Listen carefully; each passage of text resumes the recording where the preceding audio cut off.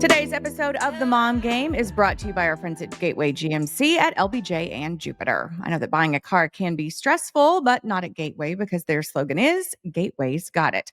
And just what does that mean? Well, it means Gateway's got a wide selection of new GMCs and GM certified used vehicles, all competitively priced. Gateway's got it. In these busy times, you want a car dealer who makes things easy and convenient. Well, guess what? Gateway's got it. When you log on to gatewaygmc.com, look for the Shop, Click, Drive button. This allows you to shop from the comfort of your home, and who doesn't want that? In fact, it's as easy as 1, 2, 3. 1, select your vehicle. 2, create your offer. 3, schedule that delivery. And on top of all this, Gateway GMC offers complimentary car washes for life. So when you want a dealer who has it all, Gateway's got it. You can find them online at gatewaygmc.com or shop in person at LBJ and Jupiter. GMC, we are professional grade. And welcome inside the Coppola remote studios for episode 280 of The Mom Game. I'm Emily Jones. She is Julie Dobbs, and we are not together again because Julie is summering in Canada while the rest of us are sweating our balls off in Texas. Yeah. So, hi, Jules. Trying to Hi. get the home studio fixed up. Yeah. How's it going? That's the cool thing about home studios is they can travel with you. Yeah, I know, but we're still, this is going to be like week 2 of no booze Mom Game. It's kind of uncharted territory for us. Who says that I don't have something in my coffee? Because I know you too well. There's zero chance you have something in your coffee. Yeah, I should though. I really should. You should. Yeah, no. Another show from Canada. Still here, still cruising. The kids just were getting off to rock climbing camp with their cousins. And we have moved houses from my brother and sister-in-law's house to my father-in-law's house because he and his girlfriend are on a RV trip across Canada. So they left 2 days ago and we moved in. So we're just kind of like house hopping around here. Okay, fun. Speaking of a cross-country RV excursion, Mike keeps saying like, next summer, do you want to do like a cross-country train ride stop thing? And I'm like, sure. What, you just tell me where to be and what to pack and I'll be there because I'm not planning that shit. I'm not. First of all, I don't care to go cross country on a train making stops. I want to go sit my ass on a beach in Florida. Like surprises me as a Mike presented idea. Yeah, it's a presented idea that he wants me to execute. Oh. Yeah. It's just like, throwing something out there. Planning. Yes. And I'm not doing that. Our family vacation has been the same for the last 11 years. We've gone to Seaside, Florida for, a week plus. Now we've kind of pushed it to 10 days, 11, whatever. And it's glorious. I know exactly what to pack. I know exactly where we're going. I know exactly where we're staying. I know exactly where we're going to dinner. And that makes me a control freak and very boring. And I acknowledge all of those things. But I'm a creature of habit and I like going to the same place every year. Now, that doesn't mean that's the only place I ever want to go. But for our summer vacation, that's what my kids have grown up doing. I've gotten in a real routine with it and I love it.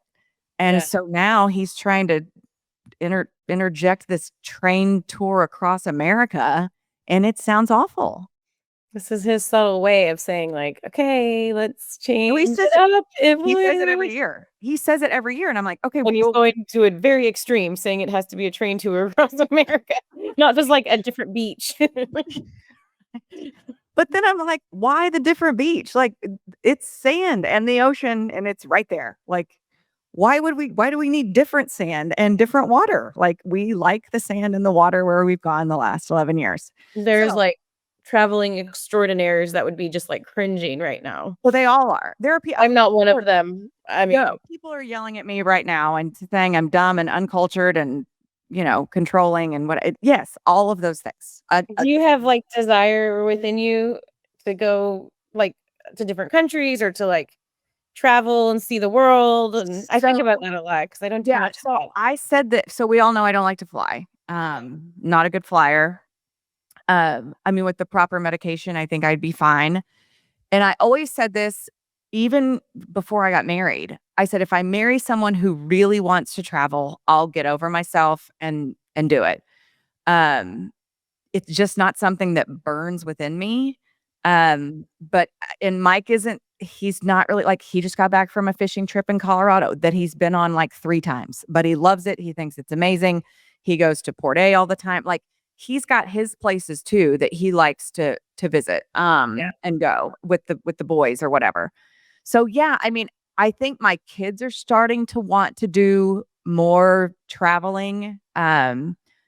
Because some of their friends have gone, like, overseas and done these different things, and they kinda wanna go, but then when it comes down to it, like, we'll pose the question, "Do you wanna go to Europe or do you wanna go to back to Florida for summer vacation?" And they always say, "Florida, Florida, Florida, Florida." And so, I think maybe once they get older, we might do that. I don't know. I mean, I'm not ruling anything out, but it's just not something I've been yearning to do. Same Yeah. thing with, like, my kids and Disney. Like, my kids have never been to Disney. You know why? Because they haven't whipped my ass about it, and I feel like that's such an expensive trip that they're gonna have to whip me into submission before I'm gonna shell out the money that it takes to do Disney, Yeah. you know? We're getting whipped a little bit You are. for that. Yeah, I mean, I think mine are just at the age where they're hearing about it from their friends, like, all the time, and then they had this light bulb moment where they're like, "Why am I not getting like, why are these Mhm. other people," and it's gonna be a long road ahead because there's gonna be a lot of that. Like, why are these other people getting this or that or traveling here or there and we're Yeah. not?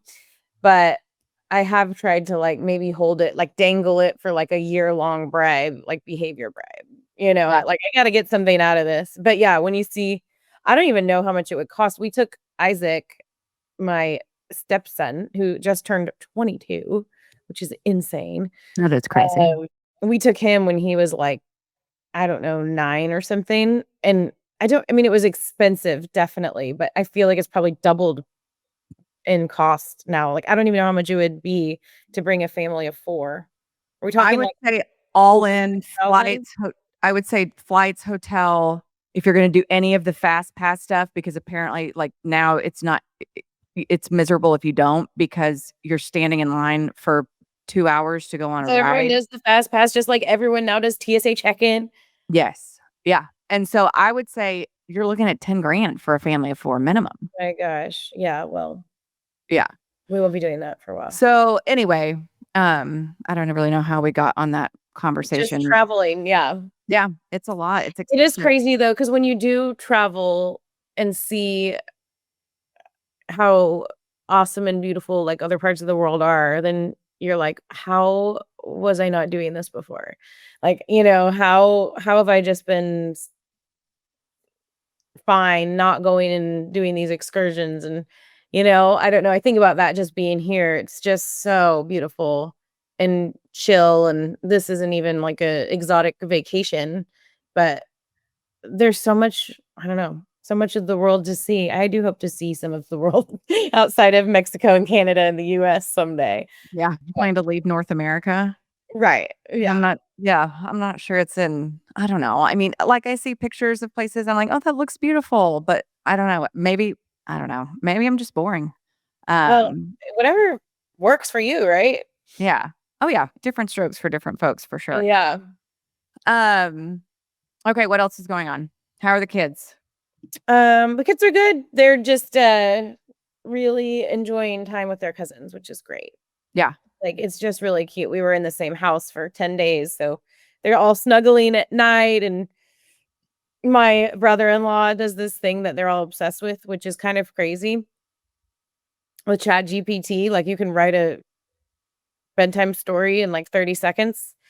So he'll, like, put in ChatGPT, like, he'll have each of the kids pick, like, okay, Anna will say unicorns, Ryder will say fish, and then Eliza, the cousin, will say, going to going on a picnic. So you'll say that, and then you'll say their names, and then all of a sudden there's a story about the 4 cousins with unicorns and fish going on a picnic. So That's cute. it's really cute. It's kinda crazy that you can write that quickly and easily.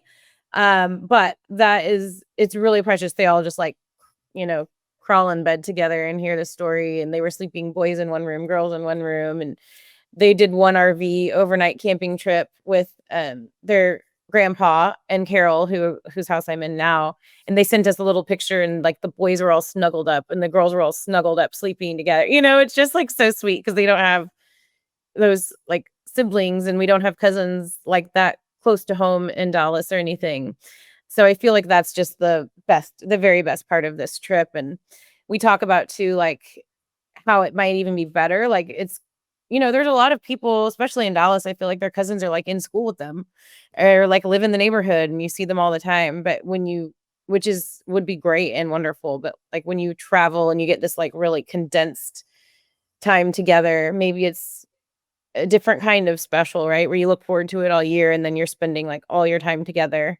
Same with any family, I guess, not just cousins, but like if you have in-laws or your parents in a different town, when you do see them, they're usually in your house and staying with you versus just like we live in the same city and we kind of get together, So Yeah.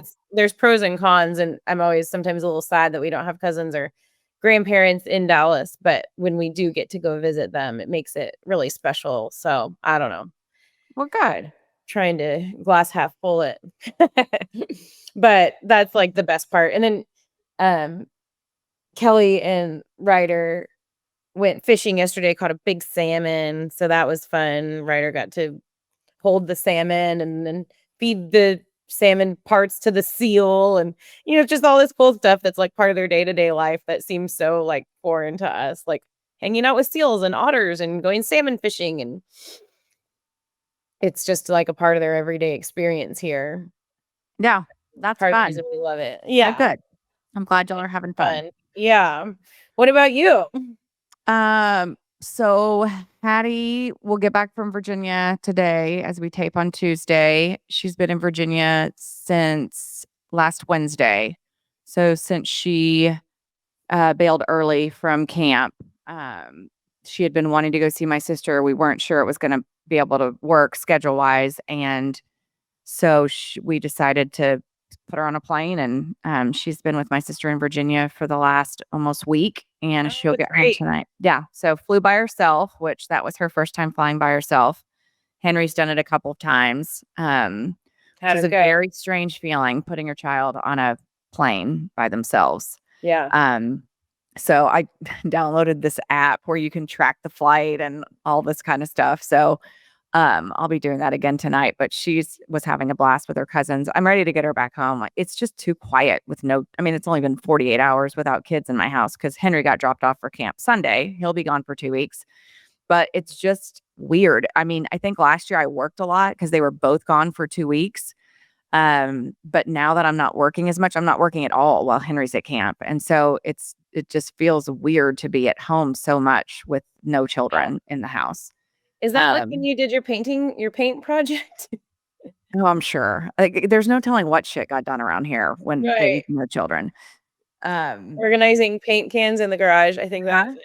Yeah. Yep. That's a good one.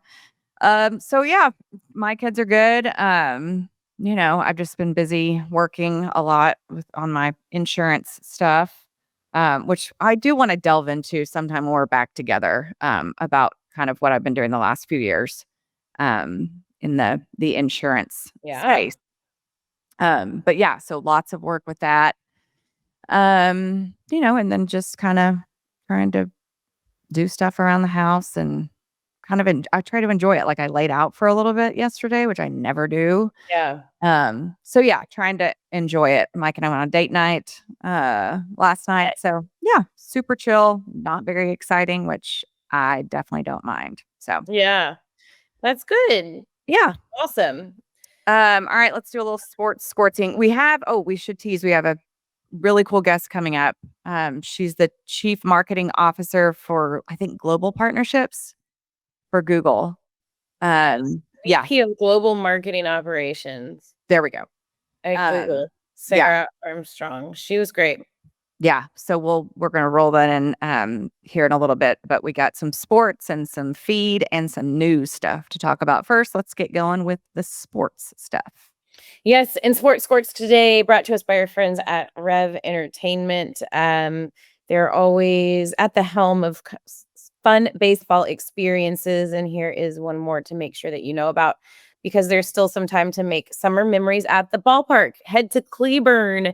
It's just 30 minutes south of Fort Worth. You can catch the Cleburne Railroaders before their season comes to a close. And there is a special code for mom game listeners that want to take your kids to experience some Cleburne Railroaders baseball.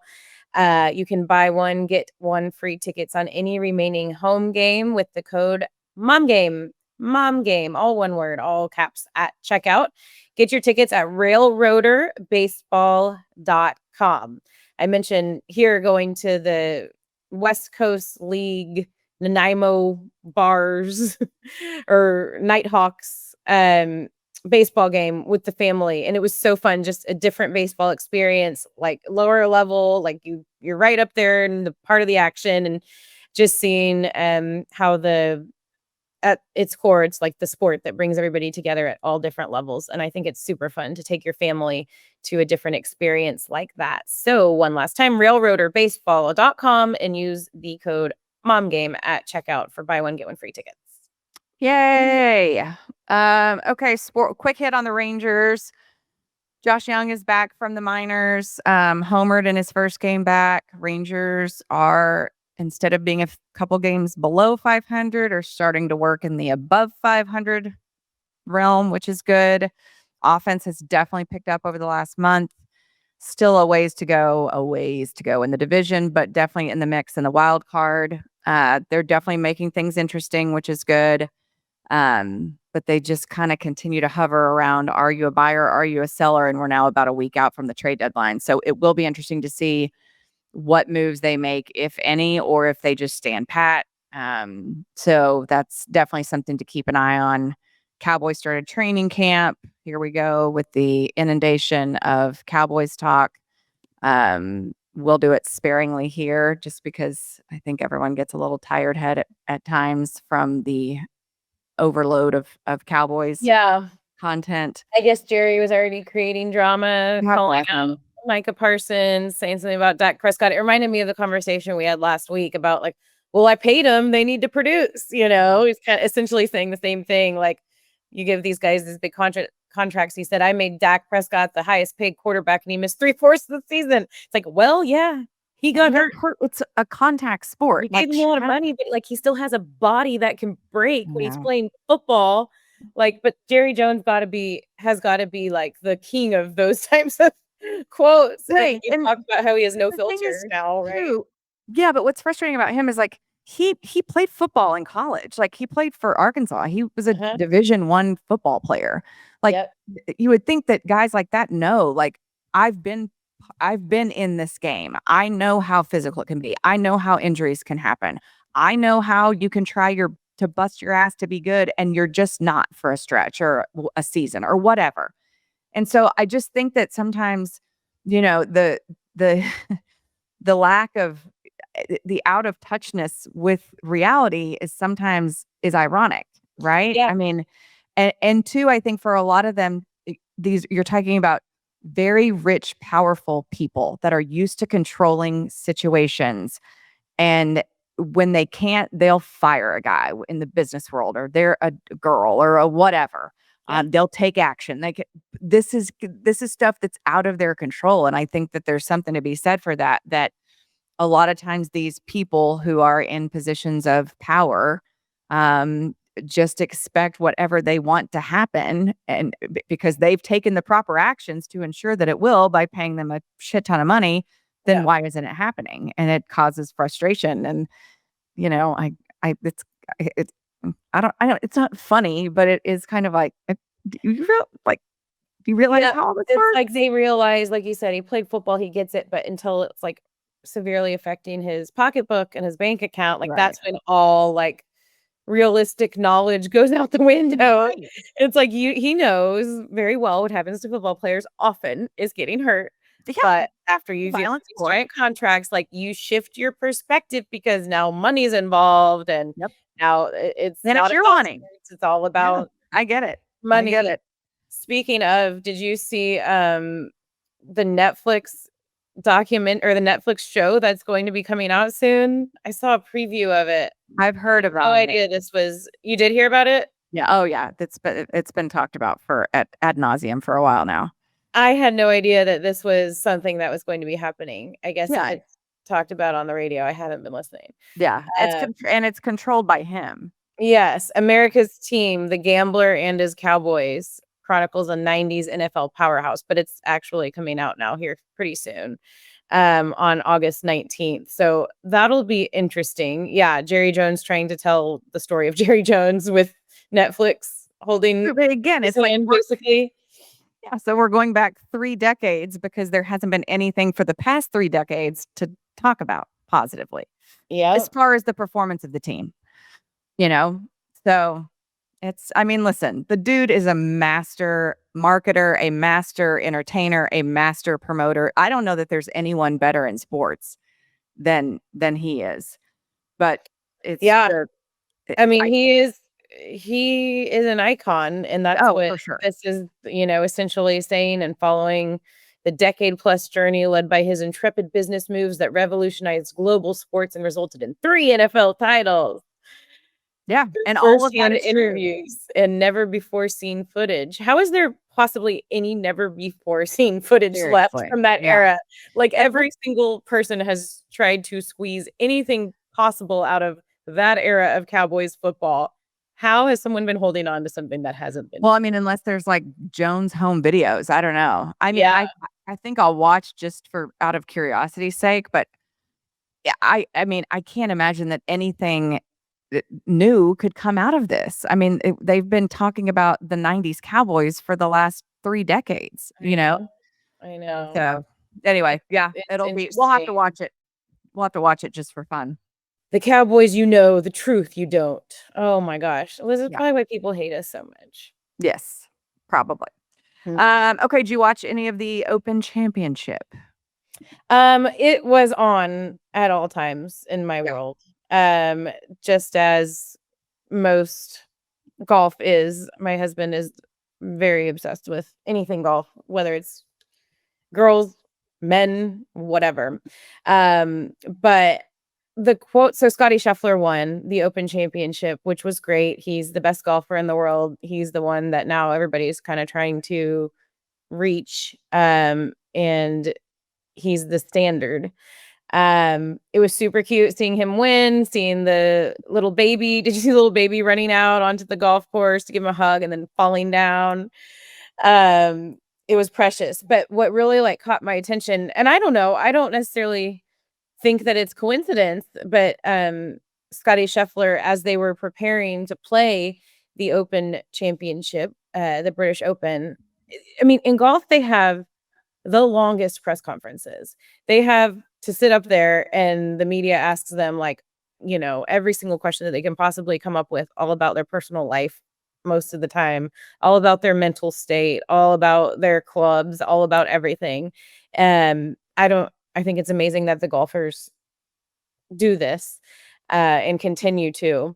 But there were some really awesome quotes that came out of Scottie Scheffler's like pre-tournament press conference, and they were kind of all over social media. And I think he's just somebody that is so focused.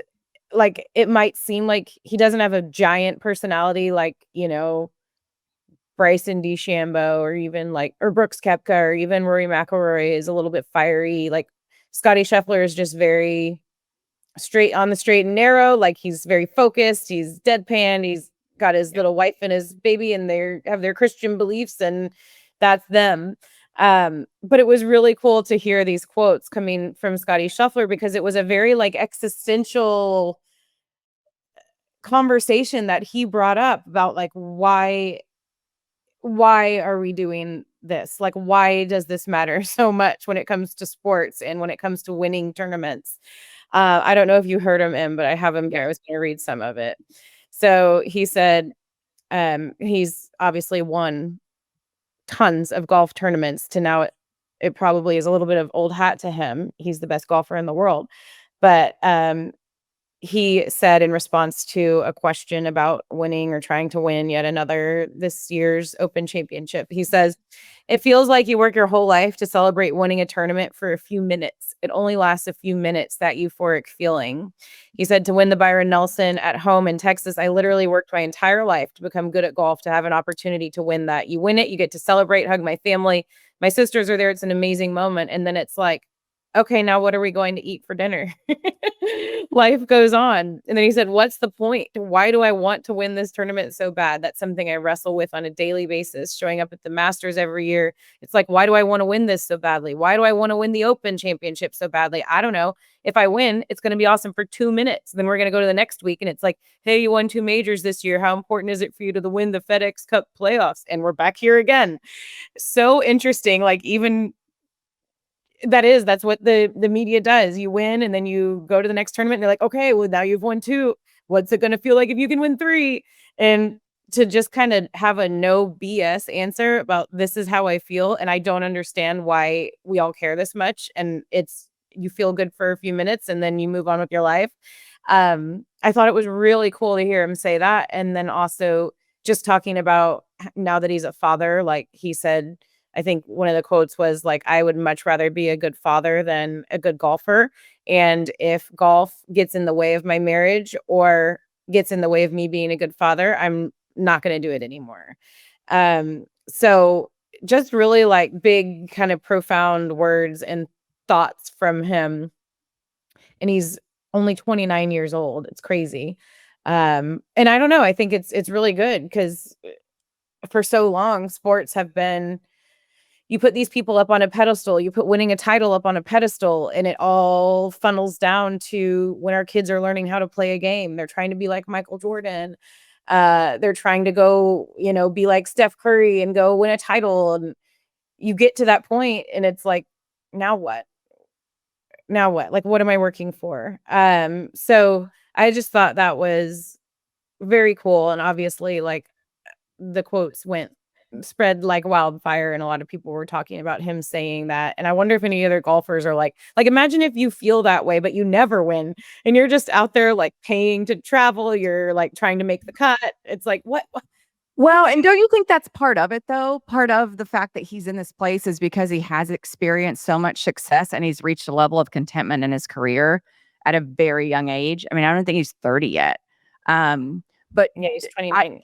I don't know that Scottie Scheffler would be saying those things had he not experienced this success so soon and already, and the amount of it, right? Like, I don't know that some guy like Joel Damon is out there, feeling the same way because is just struggling to stay on the tour and keep up. And you know what I mean? So I think some of it's a byproduct of that he's reached. And it's like with any career, once you reach a level of contentment, you're like, I busted my ass so hard to get to this place. And now and then it's like the bar just keeps going up, which Yeah. to an extent, at what point do you decide like this is as high as my bar is going? I mean, I struggled with that early in my motherhood, like because I was so very career driven I mean, I knew what I wanted to do from the time I was in like fourth grade, fifth grade. I mean, I knew what I wanted to do. And my whole existence was trying to get to the next place, to get to the next stop, to get to the next, achieve the next thing or get the next job or whatever. And then once I had kids, and it wasn't even right after I had Henry. I mean, it took them getting a little bit older before I was like, this isn't my identity. And I still love this job and I care about this job and I want to be good at it, but it just doesn't matter as much as it used to. You know what I mean? And I think for some people, they never get there, that it's always like drive, drive, drive, drive, drive. What's next? What's next? What's next? And, we're all wired differently, but I know it took me a while before, I tied so much of my identity to the Rangers and to being on television. And now I just don't really care about being on TV. I don't, those things don't drive me. They don't motivate me. Yeah. Now what motivates me is raising kids that are good humans, that aren't a-holes, and, you know, being the best mom that I can be. Is that 100% of my focus all the time? Absolutely not. But I think that Scottie, I think I think it's awesome the way he talked so openly and so honestly. But I do think a lot of that has to do with the fact that he has achieved so much already that it's like, why am I trying to keep doing more? And it's not bringing me the same joy that it used to because Yeah. my priorities have shifted. Yeah, and no coincidence that he's got a little child now, and now he's saying this, right? Yeah. Like that it's a combination of winning and being a dad, and Oh, for sure. saying like it we've talked about how it just changes your perspective, right, on everything, like you were talking about with your career. Um, I also was reading, uh, Sam Ponder Yep. did an interview for the first time this week that was all over my feed, and she's essentially saying the same thing, like, but she was fired, like, abruptly because of her thoughts on females or males participating in female sports or whatever, and ESPN let her go, and it was interesting too hearing her say, like, "I'm grateful because 'cause she's got, like, 3 kids, maybe 4 3 kids. Um, I'm grateful for that because and she had made it to the pinnacle, like ESPN hosting Sunday night countdown or NFL countdown on Sundays. Um, she'd done ESPN sidelines, she'd done everything, and then she got fired, and she's like, "I needed that. Like, I needed to have a reality check. I was letting my career take over, and I was missing out on my family." Now she's, like, homeschooling and, like, spending all her time with her kids, and, so it's just interesting. It's, whether you're Scottie Scheffler or Sam Ponder or you or me, it's just how having kids, um really changes your perspective on your career. I just loved hearing Scotty say that because I feel like he doesn't, like, make headlines much for what he's saying, and the fact that he finally made headlines just because he was being so real and so honest, and I bet a lot of golfers were kinda looking around like, "Yeah, why am I?" But then, like, probably the PGA and PGA of America is probably like, "Shit, what? Don't say that, like, we need all of these kids to grow up and try to win tournaments and think that this is the end all be all in life," like, because really at the end of the day, like, nothing matters besides your health and your happiness. Yeah. But No, it was I loved it too. very cool, very cool. He's an awesome man. He's a good pie in the sky guest goal for the mom game. Yeah, he's a good egg. He is. I met him after he won his first Masters. He came to the ballpark and threw out the first pitch. Wore Yeah. the green jacket, and I was like, I remember asking Dave and CJ. I was like, "Should I ask if I can try on the green jacket?" They're like, "Oh my god, don't you dare!" And I was like, "I was kidding. I'm not gonna ask him to try on the green jacket." Were you Jeez. though? Yeah. I mean, I hadn't thought about it, and then they shut me down. So, Right. Talk okay, about you a talked about your mic feet. drop Instagram photo. Yeah. Do what? So talk about a mic drop Instagram photo if you Oh, were in the green jacket. yeah. Oh, can you imagine the heat I would take though from people? Oh my god. Lord. I know. It's not that is sacred. You should not. Whatever. Right. Um, okay, you talked about your feed. There was one thing in the last week that has blown up everyone's feed. So let's get to it. Brought to our friends at Audrie Dollins Media. Yes, Audrey Dollins Media can help you with all kinds of things when it comes to your small business. Some of those things include influencer management, brand management, monetization management, collaboration management, influencer campaigns, content creation and photography, social media management, website design. And we have a newsletter in case you weren't aware. Make sure that y'all are subscribed to our newsletter. If you just go to our website, themomgamepod.com, there will be a little pop-up. You type in your email address, and it's just another fun way to follow along with everything that we're doing, what we're talking about on the show. All of our coupon codes, our like to know it clothes and things that you can purchase. But they do all of that for us too. So they can help you with your newsletter. They also designed our website, themomgamepod.com. They're awesome and super amazing to work with. And if you are needing help with any of those things with your business, make sure to reach out to them, audreydollins.com. Yay, ADM. Okay, so I mean, we talk a lot about things going viral. This went viral, and it's the Coldplay Kiss Cam uh CEO and HR director get busted on the Kiss Cam. I mean, if you haven't seen it, you literally have to be living under a rock. I Yeah. think everybody kind of knows the gist of it and what's happened. What what has disturbed me is, and this is kind of back to the chat GPT thing that you talked about with your kids at story time. Like that's a sweet, innocent use of chat GPT. But chat GPT is AI, right? Yeah. Same thing. I mean, or Yeah. whatever. Okay. It's like the main search engine for For chat. AI stuff. Here's another one like like Gemini. Each big, I don't know. There's some competing ones. That's the biggest one. Okay. It's all extremely confusing to me. All of Yeah. it. Way over my head. I don't even see how AI is possible and it exists and it could possibly take over the world and kill us all, apparently. But what kills me is that, and we talked about this during the Texas floods, like there's I can't tell what's real and what's not. I literally cannot tell on my feed, on my whatever. I can't tell what's real or not. Whether it's a reliable news source, whether for like real stuff, like remember that story about from some local paper down in Central Texas about there was 2 girls rescued from a tree or something, 3 days after the flood started. And, and that turned out to be not true. And it's like, what? Oh my gosh. Like it's insane.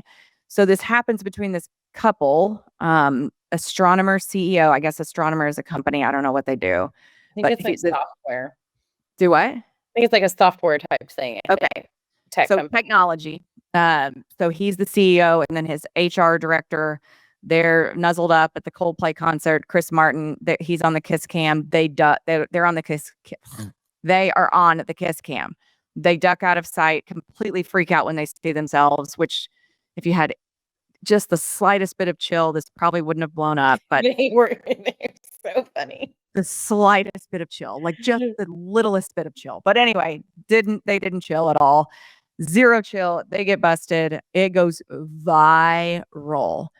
And so it's out there. It's obviously real video. I mean, it's real. But the thing that's killed me is like the stuff that's come out afterward, like the statement from him, which the first one I saw was not true. And then there was like a TikTok from one of their daughters that's like saying that like your parents got outed or your mom or your dad got outed and you're just chatting.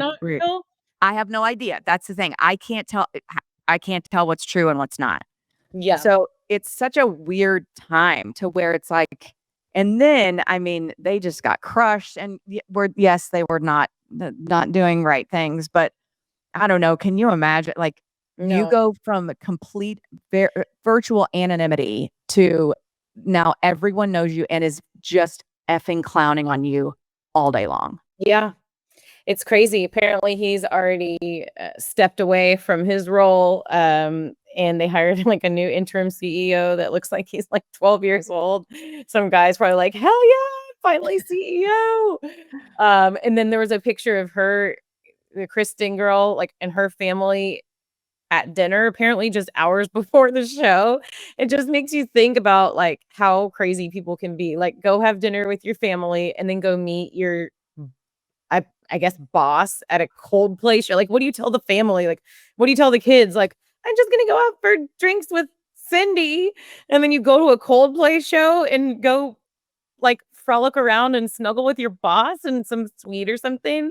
And then the picture of his wife with 3 kids, like she's in the kitchen, she's like Susie Homemaker with 3 kids, and like she's smiling. I don't know where the picture came from, but there's all these like memes that are like smiling because I'm going to be very rich very soon, just like. So he left the 3 kids, she left the 2 or 3 kids, and then they go like, but a lot of people do this shit. Like, and I think it's just so many people are unhappy in their lives and in their marriages and don't know how to properly speak or communicate maybe to their spouse or go talk to a therapist. Like, how is all of that better than just like saying that you need a break or you know what I mean? Like, and I think that was just that's kind of what I took away from it is like how the reality of how many people are doing shit like that and sneaking around and then they get busted. Never in a million years expect to get busted the way that they do. They've lost their jobs. They've lost their careers. They're losing their family. Like all for what? Like old people sex? old people say. Like, really? Like, come on. It's just crazy. Like, just look at the person you're married to and say, "You know what? I'm unhappy. I Yeah. would like to talk about this and let's work through it together. Maybe it's time for us to split up. If you're that unhappy that you're going to go to a fucking Coldplay show, leave your family, leave your kids, or put them in their little beds at night, kiss them on their head, and then go to a Coldplay show and have an affair." Like, I don't know. I know this happens a lot, but it's just seeing the reality of it and then seeing the pictures of them. And if it was really her the night of having dinner with her husband, who's also some bajillionaire guy, it's just insane. And I wonder how many people are like, eh, maybe not doing that, but a lot of people are unhappy in their marriages and in their life and don't know what to do. And they end up doing that just to like go do it with someone.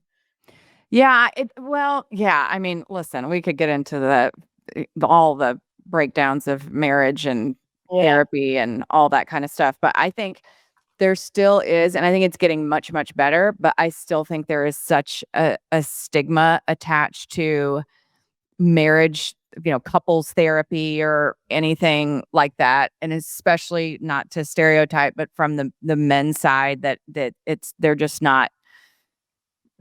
I mean, in the experiences that I've or the conversations that I've had with women, that's not something a lot of men are willing to do. Mhm. And so because I think a lot of women are afraid to even approach that because they know what the answer is going to be and how it's going to be met.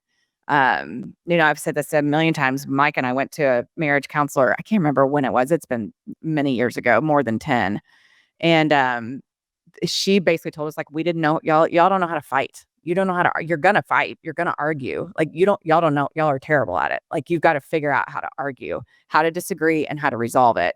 Um, and that was our main Really, a issue. lot of people, right? Like, Yeah, I mean, I think that could be the case for friendships and for, to not, but being able to express your feelings, I think is slowly gaining some traction, but it's definitely not not where it needs to be, on any level. But yeah, I mean, that whole thing just, God, it took off. it And is. the internet is ruthless. I mean, it's so very ruthless. And then And like I said, just going back to, like, I kind of stopped paying attention. Not that you can't avoid it, but I stopped, like, clicking on stuff or whatever. I'm like, I don't care about the statement that he issued. I don't care about the statement she issues. I don't care.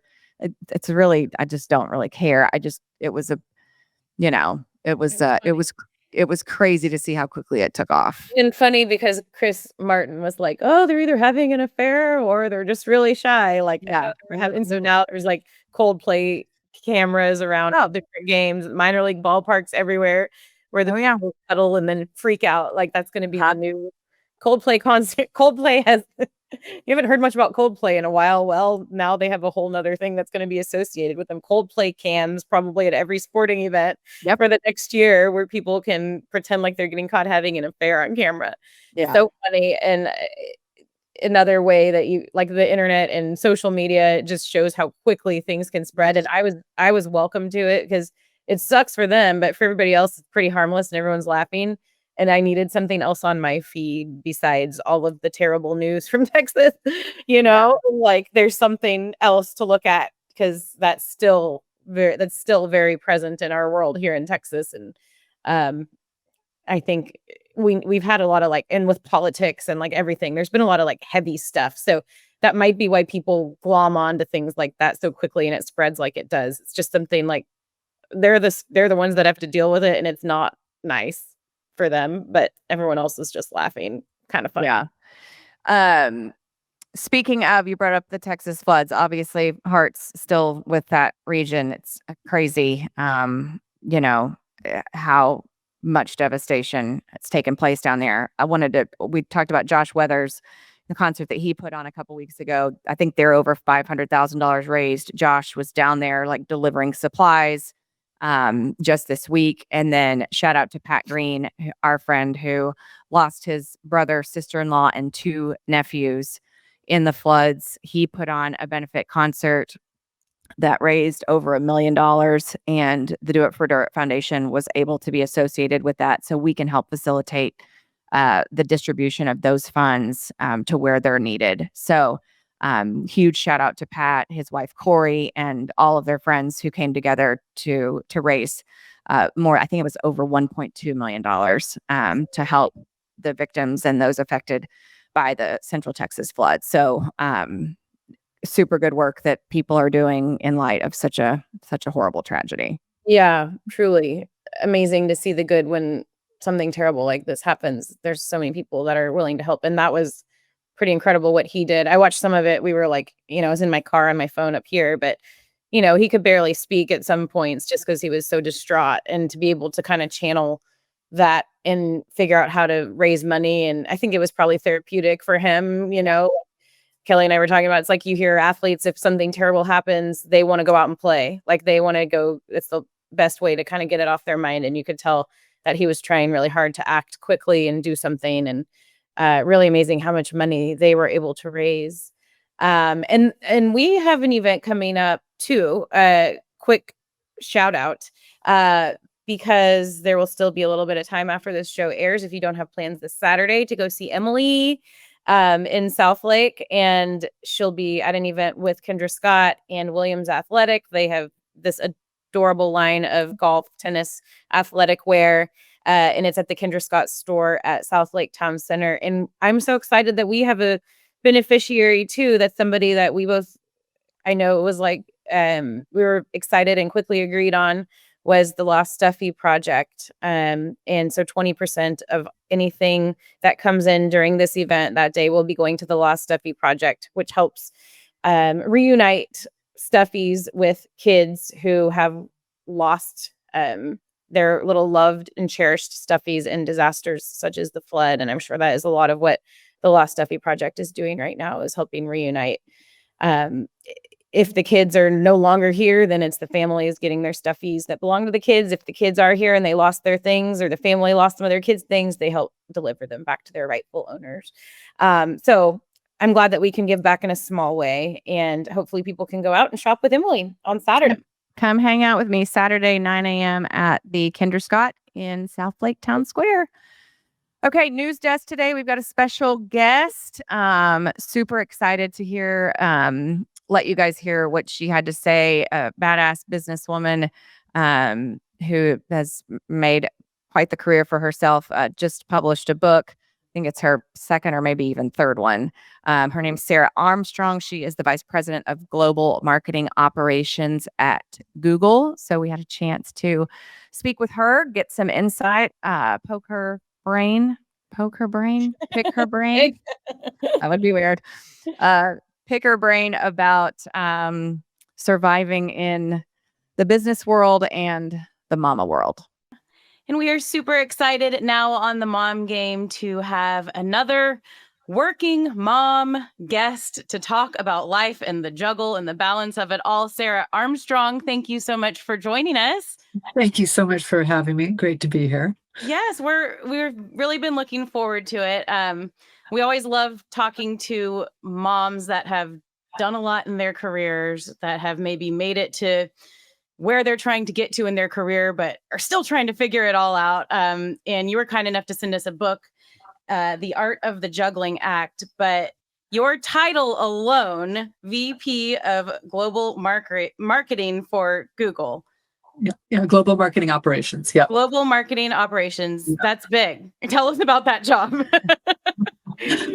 Well, it's a fun and exciting and challenging role in many ways, just to help Google marketing work better is the way I simplify it down. But so I work very much behind the scenes and kind of building the backbone of how marketing is done at Google. So you have a long career in marketing, and then you also were an athlete in college. So that speaks to us as well, as we talk about momming and sportsing quite a bit on this show. Can you kind of take us through, your college and career journey and how you kind of settled on this path? Yeah, no, it's great. Actually, I think being a student athlete has probably formed me more than any other aspect of my life, I would say. And yeah, so I played volleyball and many sports growing up, but I decided to play volleyball in college and went to Georgetown and I say paid my way through school back in the day and loved it. Loved every minute of being on the court and then being kind of student athlete and also having a social life and just trying to do it all at that stage. And I think that that was a great training ground for then going into the working world and trying to adult and do the adulting thing. And then after adulting and figuring that out for a bit, then figuring out what it would look like to become a parent. And I have a daughter, Grace, who's now 22. She just graduated from college. But so what it would look like to do this juggling act of being a working parent and a working mom. And I always knew that I wanted to work and have a family. That was something I was always very clear on. I didn't quite know what I wanted to do in life until I kind of sorted that out over the course of my career. But yeah, so it was really a combination of things. But my being a student athlete and some of the wiring that I think you get as a student athlete, I think set me up for then trying to figure out how to manage the juggling act. So you mentioned it, the Juggling Act, which was the book that you sent us, and I have some bookmarks in it, as you can tell. I'm trying to learn a lot, and it seems like, I guess how did you figure all this out? It's very much a work in progress, isn't it? It is. It's such a work in progress. Well, it's interesting as I was thinking about, the reflections that came together in this book. The thing is, we learn a lot in school, but we don't learn about parenting in school, right? We go to school for a lot of things, but we don't go to school for parenting. We also don't learn about how to manage our career in school. We might go to school to learn something that we will do in our career, but to actually manage our career. Yeah. And then how to manage both of those aspects of our life that are two of the most important things that we're going to do in life and do them at the same time and want to do them well and actually be kind of healthy and happy and enjoy both aspects. I think that's really one of the things that led me to reflect on what I'd learned along the way and how to share that. And, I see I'm fortunate to work with so many young parents in my day-to-day roles over the course of my career and even right now. And, my goal is to pay it forward to all of the working parents that I see out there because I see a lot that are surviving but maybe not thriving in the day to day. And that just, I look at that and say, gosh, how can we help everyone help each other to thrive? And what does that look like? And I do think it comes down to very kind of bite-sized moments and bite-sized actions that you can help put in place that can help things, I think, work better on both sides of your life. And so that's what the book is all about, these very bite-sized pieces of guidance. Yeah, and a lot of it too comes from mistakes, right? Like learning from those mistakes, which we all make and we're going to continue to make. But I guess too, that's an important lesson. I try to teach my kids is that, you learn more from failure than you do from success. And you've got to, the key to learning is making mistakes and trying not to repeat those. Absolutely. And one of the mantras I used to tell myself and still do, but I think we tell our kids this all the time, is I said, I'm doing the best I can.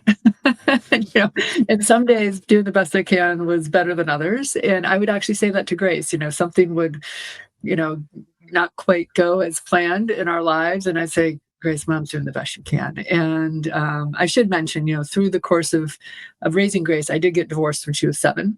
And so I had to go from being in a, joint co-parenting relationship under the same roof to co-parenting under 2 different roofs and become a single working mom. So I think, a different transition in life as well, but also something that, I had to adjust to. And that had its own learnings. And again, both, the things you learn that both strengthen you, but you think back and go, oh, wow, that was that was a lot of the time. So yeah, I do think we make mistakes, we learn from them, but I think it's acknowledging those moments and then, moving on and figuring it out. And there's a lot with parenting, figuring it out as you go along. But then how can we share with each other so some of those things that each of us have learned can help the other to maybe not make that same mistake. Yeah, it's great that you did that and you put it all in writing. And you see a lot of kids or young women, I guess you could say, that have a goal. They are very career oriented. They go to college to pursue that goal and they get a dream job. And then a few years into their dream job, they end up leaving the job to be a mom, which is totally fine. But I'm just wondering your perspective on that, because it is, I mean, that's how I was. That's how Emily was. We're both still managing our careers with our kids. We've had to shift a lot of things. But to me, a little bit of my heart breaks when I see that happen. And then you see them kind of not get back into the workforce if there's somebody that maybe was born to do this and they're really great at it and they could be a wonderful female leader in their career. So I just want to get your perspective on all that. Obviously, staying home is great, working is great, both sides. But how do you see all that? It's such a great, well, first of all, I think both are challenging. I look at my stay-at-home mom with friends with great respect because I know I couldn't do that. It's actually something I really knew. And actually just a quick reflection that Grace said to me at age 16, after obviously we'd gone through a lot of raising her as a working mom. And she said, "Mom, thank God you worked. You would have driven us both crazy." My kids say the same thing. Yeah. We don't want a world where mom doesn't work because she's going to make us all insane. Yeah. So thankfully there was recognition from Grace that this was the right choice for me. But it comes down to it being a choice, and some people choose to stay at home. Some people choose to work. But to your point that I think is interesting, Emily, in terms of when you see someone that could probably manage a juggling act, but makes that choice, the thing I always say when I have a young mom and even moms at different stages of life, to kind of say, I just, I might not do this anymore. And I always say, is there a way for you to keep the toe in the game?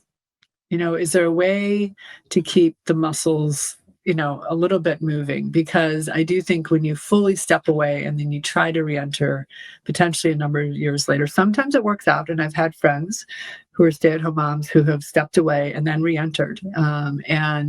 But those that, and they've done it, but it hasn't been without, I'd say, trade-offs. But by the way, there's trade-offs in both of these scenarios, right? Whether you stay at home, whether you choose to work, the trade-offs are there. So it's just a matter of what trade-offs you're willing to live with. And, I think those are really personal choices. But yeah, I've seen those moments, as you've said, and I just always try to give the counsel, try to think about how you could keep your toe in the game. And if they say I just can't, then I respect that. And, I'm there for them as a different type of sounding board when they decide to go down that path versus if they decide to kind of stay in the game, quote unquote, and what that looks like.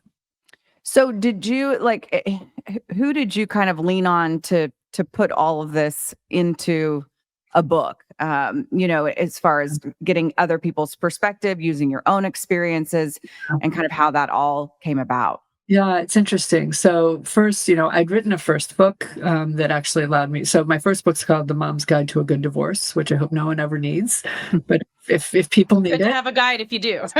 if you do, I always say you don't get married to get divorced and you don't plan for your divorce. So when it finally happens, you need some help. So I'd written this first book and had kind of a way of thinking about how I would share this knowledge in very bite-sized pieces. And ironically, though, all of the topics that are in The Art of the Juggling, that book, I had been doing a lot of conversations over the years with colleagues and younger colleagues, and they would ask me questions and I'd give them some guidance or advice, and I'd write it down on my phone on this list. I mean, I just started, I'm like, well, I did not ever intend to write a book. Ironically, I don't even consider myself a writer, but I thought, so I can remember it to give that guidance next time.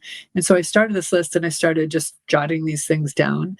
And over the course of time, and once I'd written the divorce book, I thought, there's something here. And so I started really kind of fleshing out the various points of guidance. And then I went back to my working mom friends who we'd all been in this, journey together over the years. And I said, what are some of your reflections? And so there's a lot of contributors to my book, which are other working moms from various industries, various, things that they were juggling. And so they contributed.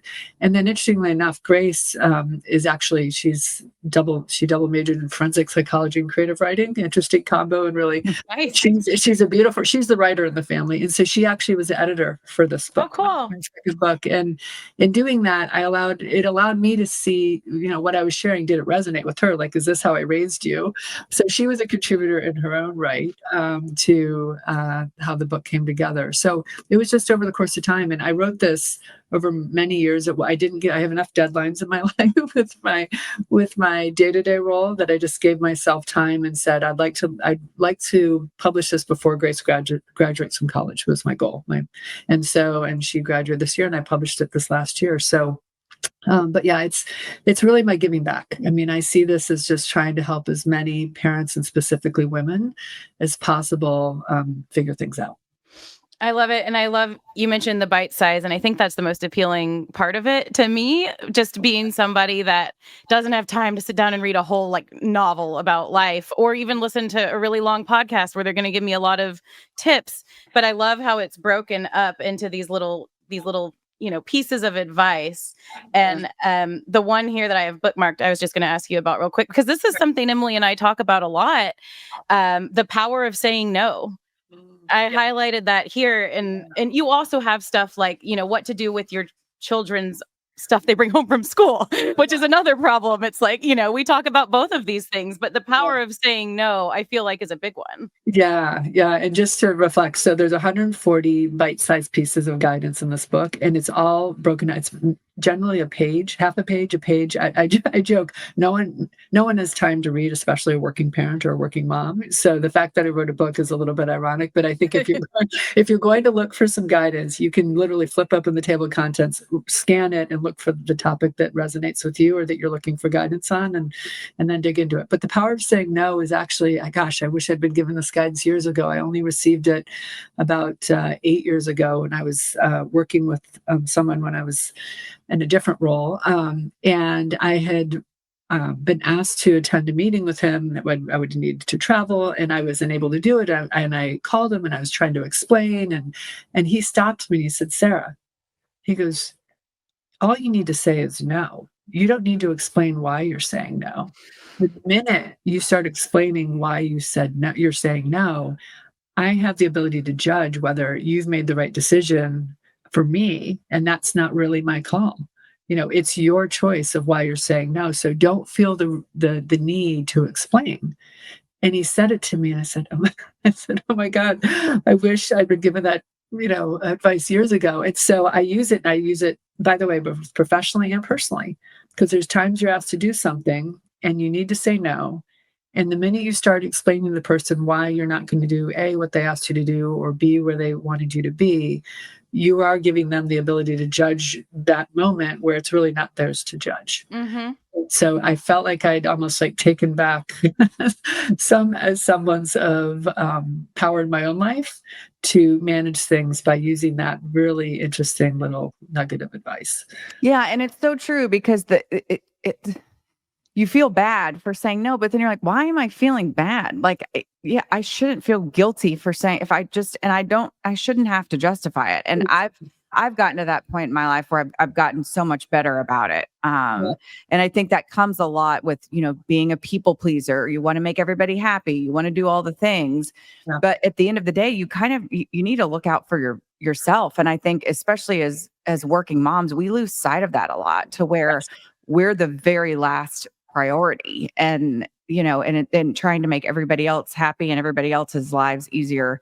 I think a lot of us fall into that trap, and you're exactly right. That ability and that power to say no, just no. That's it. Just no.